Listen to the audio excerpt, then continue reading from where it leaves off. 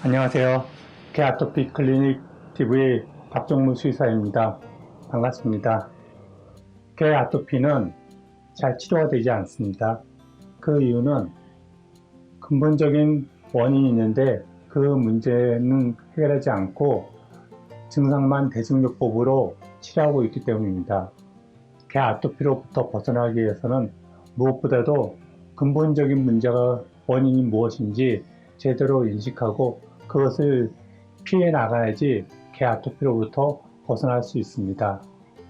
저희 개아토피 클리닉 TV는 무엇이 근본적인 문제인지 그리고 어떻게 관리해야지 이 아토피로부터 벗어날 수 있는지 안내해 드리려고 합니다. 오늘 낯선 인형이 하나 등장했습니다. 이 곰인형이 왜 등장했냐면 제가 혼자서 촬영을 하고 또 편집을 하고 그러는데 동영상 편집을 잘 못한 상태에서 지금 이런 마이크를 사용하는데 이 마이크를 옷에다가 입고서 촬영하다 보니까 계속 잡음이 생겨서 그 잡음을 편집하는 게 너무 힘들어서 지금 이렇게 마이크를 꽂는 용으로 곰인형을 등장시켰습니다. 괜찮지 않나요? 예쁘지 않나요? 예. 오늘은 개 아토피의 원인으로 알고 있는 것 중에 잘못 알고 있는 원인으로 유전자에 대해서 얘기하려고 합니다. 동물병원에 개 아토피 치료를 받으러 가서 상담을 받다 보면 많이 듣는 이야기 중에 지난번에 이야기한 단백질, 그 다음으로 많이 듣는 이야기가 유전자입니다. 아토피는 유전자 때문에 생기고, 근데 유전자를 어떻게 바꿀 수 없기 때문에 평생 아토피를 앓을 수밖에 없고 또 평생 관리를 해줄 수밖에 없다고. 그래서 아토피는 나을 수 있는 병이 아니라는 그런 이야기를 합니다. 정말 이 유전자가 아토피의 원인일까요? 오늘은 이 유전자에 대한 이야기를 나눠보려고 합니다. 아토피와 유전자의 관계에 대해서는 동물병원에서만 아토피가 유전자로 인해 발생했다고 이야기하는 것은 아닙니다. 삼성서울병원 홈페이지를 살펴보면 삼성서울병원뿐만 아니라 다른 홈페이지를 찾아봐도 거의 비슷합니다.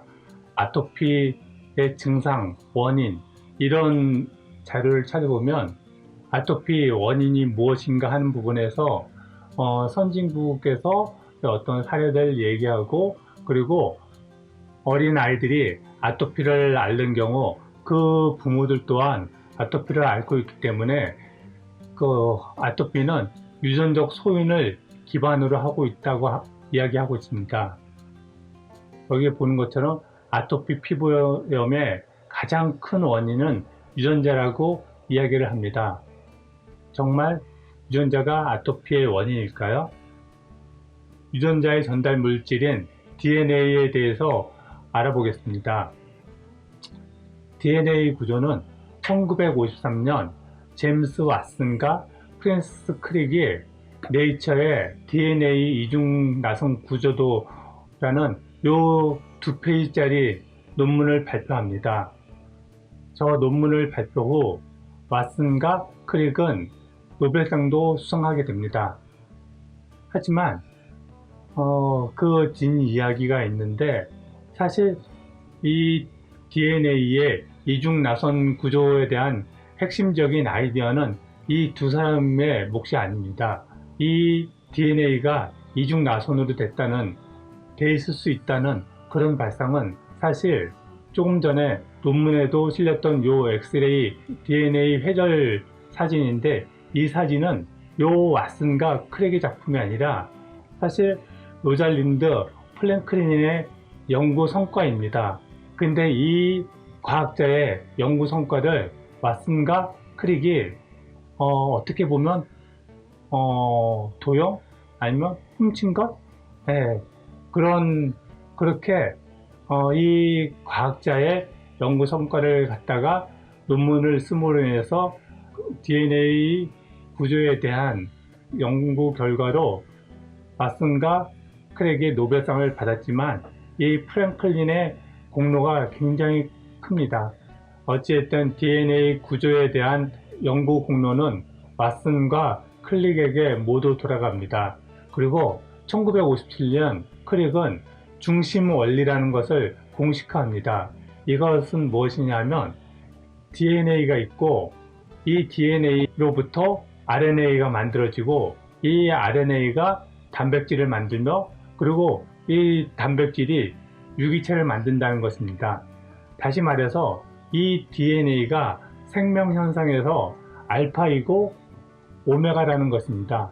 이 DNA가 생명 현상의 모든 것을 관여한다는 것입니다. 이러한 센트럴 도그마, 중심 원리를 바탕으로 해서 오늘날도 많은 사람들은 이 DNA, 유전자가 생명 현상의 모든 것을 관할하고 있다고 생각합니다. 중심 원리가 발표되고 나서 많은 과학자들은 다양한 실험을 합니다. 그 중에 하나가 녹아웃 마우스라는 실험인데 이 실험은 분자 생물학자인 후쿠오카 시니치 팀이 연구한 것입니다. 이 연구는 생물체가 유전자에 새겨져 있는 DNA 염기 서열에 의해서 필요한 단백질로 만들고 그 단백질로 인해서 다양한 어떤 신체 현상이 벌어진다고 한다면 이 DNA의 특정 부분을 갖다가 제거하면 그 단백질이 만들어질 수 없고 그로 인해서 어떤 질병이 생길 것이라는 가설로부터 시작됩니다. 그래서 이 연구팀은 마우스의 췌장에서 효소를 생산하는 유전자를 제거합니다. 그럼 당연히 이 효소를 생산할 수 없기 때문에 다양한 문제, 특히 그 인슐린을 만드는 유전자를 제거하는 경우 인슐린을 만들지 못함으로 인해서 당뇨병에 걸린다든지 아니면 소화효소를 분비하지 못함으로 인해서 제대로 소화하지 못하고 다양한 어떤 질병을 겪는 그런 마우스가 생산할 것이라고 생각하고서 유전자를 제거한 그런 마우스를 만듭니다. 그래서 그 결과가 어떻게 됐을까요? 이 연구진은 당연히 유전자가 제거되었기 때문에 어떤 문제를 앓는 마우스가 태어날 것이라고 생각합니다. 하지만 결과는 아주 정상적인 마우스가 태어납니다. 그 이유는 무엇일까요? 그 이유는 중심 원리는 하나의 DNA는 하나의 단백질을 만들고 그로 인해 어떤 신체 기능이 수행한다고 이야기합니다. 하지만 녹아웃 마우스 연구에서 볼 수 있는 것처럼 하나의 DNA를 제거해도 신체는 정상으로 성장합니다. 그 이유는 하나의 DNA가 하나의 단백질을 만드는 것이 아니라 대체할 수 있는 여러 경로가 존재한다는 것을 의미합니다.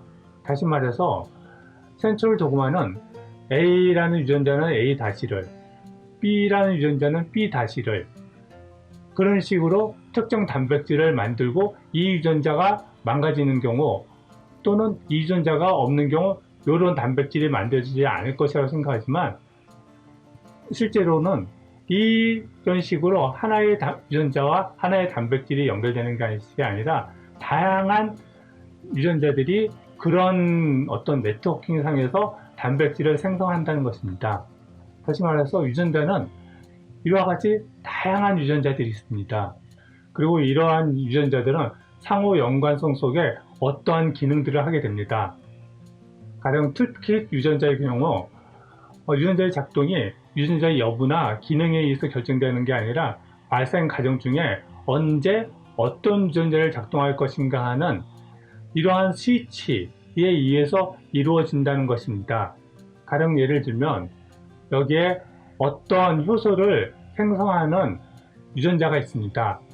하지만 이 유전자가 있다고 해서 그 효소를 생성하는 것이 아니라 가령 적당히 없는 경우에는 이 어떤 효소들 갖다가 생성하는 것을 억제하는 물질이 이 유전자에 결합하고 있습니다.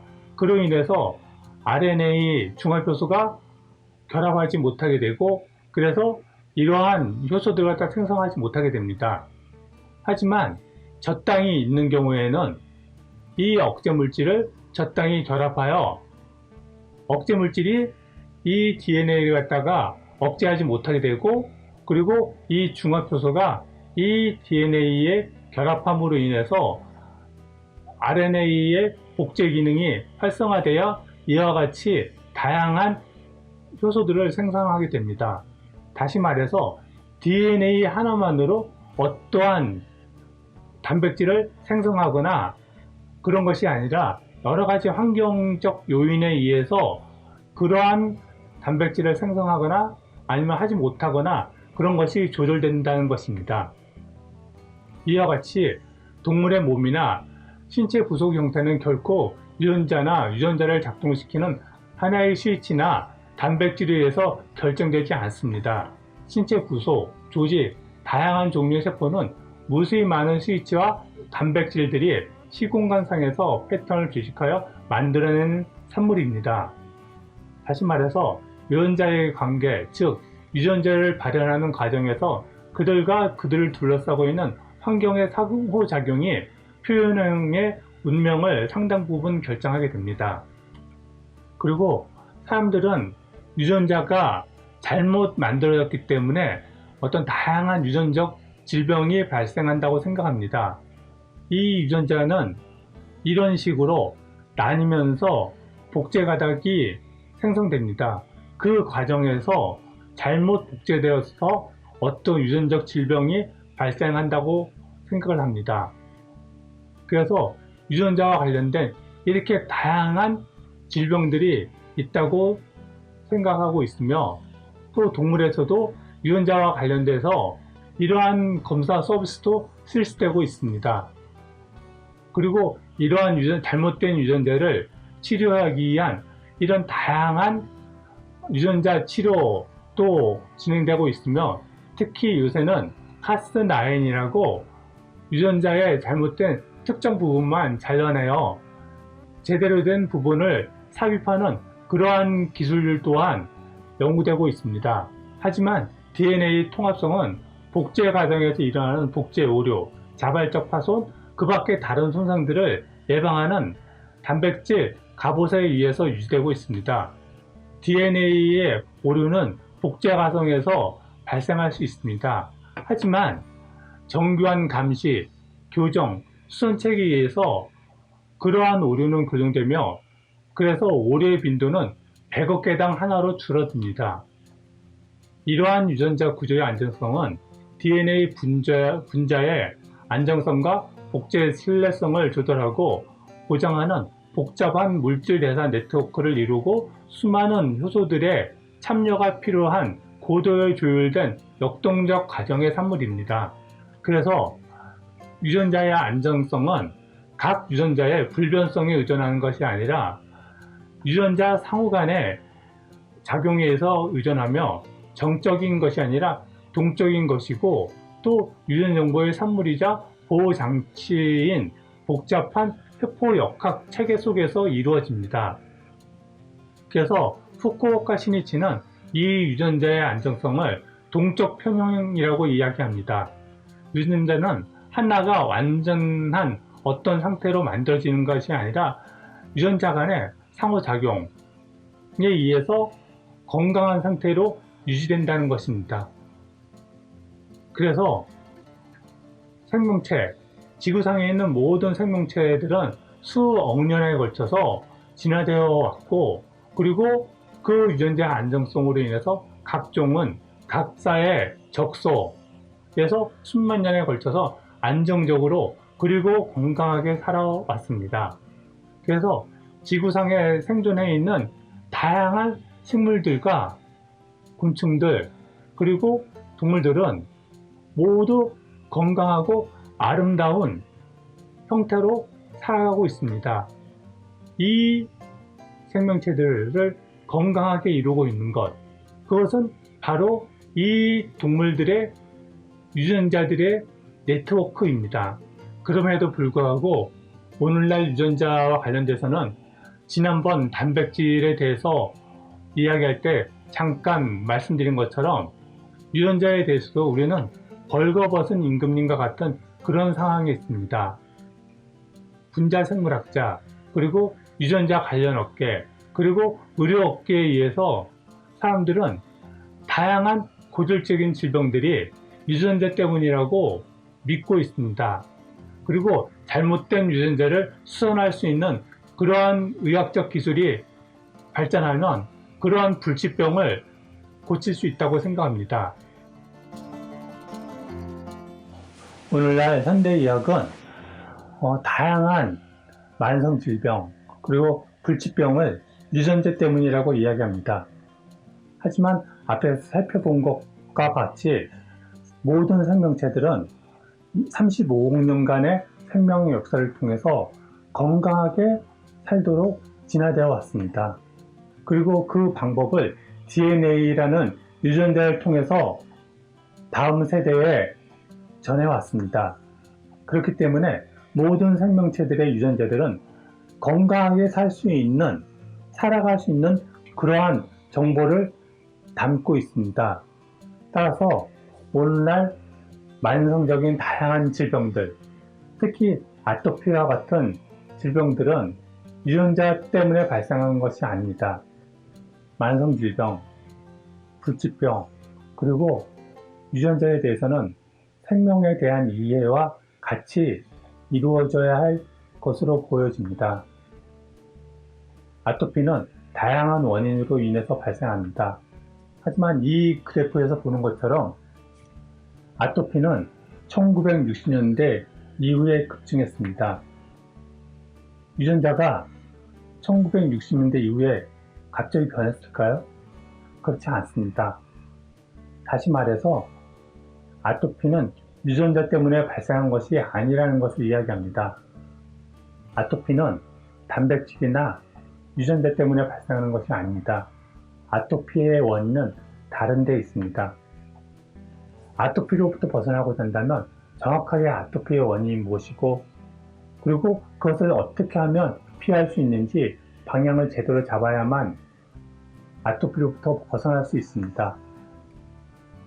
개 아토피 클리닉 TV는 무엇이 개 아토피의 진정한 원인이고, 또 어떻게 하면 이러한 원인으로부터 벗어날 수 있는지 안내해 드리겠습니다. 그리고 저희 책 개 아토피 자연치유력으로부터 낫는다를 보시면 아토피에 대해서 전반적으로 이해하는데 많은 도움이 되실 것입니다. 그리고 또 아래 보이는 저희 블로그를 방문하시면 아토피와 관련돼서 많은 글들을 보실 수 있을 것입니다. 저희 블로그 많이 구독해 주시고 또 추천 부탁드립니다. 감사합니다. 노도입니다. 감사합니다. 안녕.